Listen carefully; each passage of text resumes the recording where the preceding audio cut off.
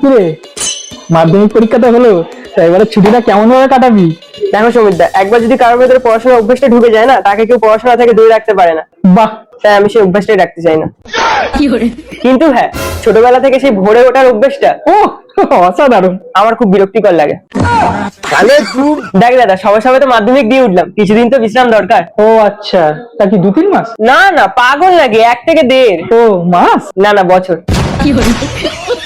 আরে দাদা, বুঝতেই তো পারছিস, এখন সবাই সবাই মাধ্যমিক দিয়ে উঠলাম, ঘরেতে একটা পার্টি পার্টি ব্যাপার, রোজ রোজ ঘরেতে চিকেন আর মাটন রান্না হচ্ছে পরীক্ষার রেজাল্ট পর্যন্ত।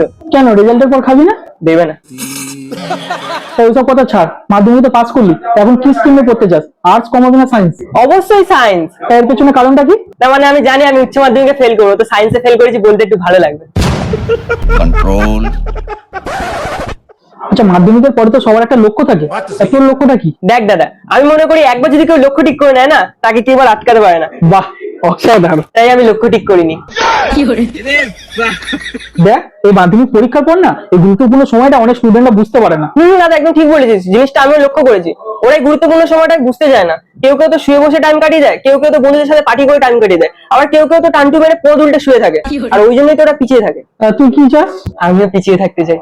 अरे क्या क्या करूं मैं इसका क्या करूं?